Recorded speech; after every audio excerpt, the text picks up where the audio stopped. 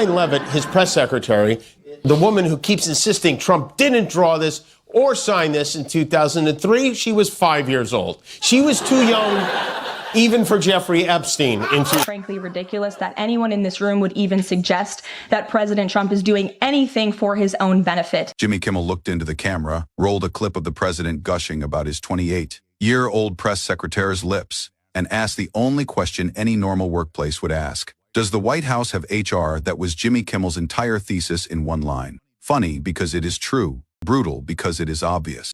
The bit didn't need fancy editing or a gotcha interview. It needed Trump's own words, a studio that collectively winced, and a desk anchor who knows exactly how to turn this is not okay into a laugh you can't shake off by morning. Let's rewind 30 seconds before the laugh. The setup was simple. The president mid-jaggle on Air Force One praising Karoline Leavitt in terms better suited to a maximum cover shoot than a briefing room. He vowed he'd never replace her and marveled that her lips moved like a machine gun. Kimmel didn't oversell it. He played the quote, paused long enough for the audience to feel the secondhand embarrassment, and then slid the knife with a deadpan.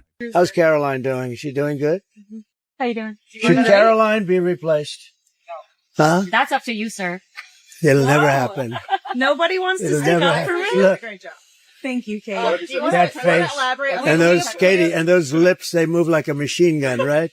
These people are so certain he didn't do this. Well, he's never lied before. Listen, even his lies have other lies on top of them. When the Wall Street Journal broke this story, does the White House have HR? The room broke because that is the one thing this White House never plans for. An adult in the building whose job is to say, sir, no. That is the moment you call exposed on live television. Not because Kimmel uncovered a secret, but because he flattened the spin in 2 beats. He made the power imbalance legible. A 70s Ome boss objectifying a 20-some subordinate on government time on a government plane. As if dignity were a suggestion and boundary training were for intern. Late night is lethal when it puts nonsense beside normal. Everyone watching can feel which side of the split screen they live on. Everyone recognizes the office guy who narrates women's bodies like it is a personality. Everyone knows why HR exists. Now, to understand why Karoline Leavitt was already television hot before Kimmel touched the clip, you need one earlier broadcast moment. The 24th of June, 2024, live on CNN was referring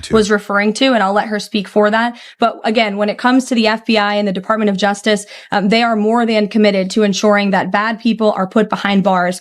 They have an operation going on right now called Summer Heat, which has our murder rate trending in the lowest direction in United States history. Compared to other Trump signatures from that era, they're almost exactly the same. They all end with a long D, which I can only assume is Trump overcompensating for a small B. Karoline, then a campaign spokeswoman, sat for an interview and chose to torch the network's moderators instead of answering questions. Casey Hunt cut her off mid-attack and ended the segment on air. The cutoff ricocheted through morning shows, panels, doing this, debates. That clip is the origin story for why Leavitt became a steady character in the news ecosystem. She was a messenger who treated media hits as cage matches. She's now the face of the briefing room, and the White House's most powerful man can't stop talking about her face. Kimmel didn't invent the storyline. He clarified it. She's not just a spinning machine. She's a 20-something being publicly objectified by the boss who hired her. And the country is supposed to pretend it's charming. Here's where Kimmel earns his keep as an editor more than a comedian. He knows the temptation is to dunk on Leavitt herself, to replay her snipes,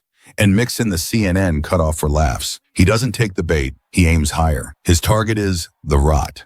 The president suddenly has no comment on this. His sycophants are left to defend him. Last night, I joked that Trump would blame this on Joe Biden's auto pen, and I was wrong.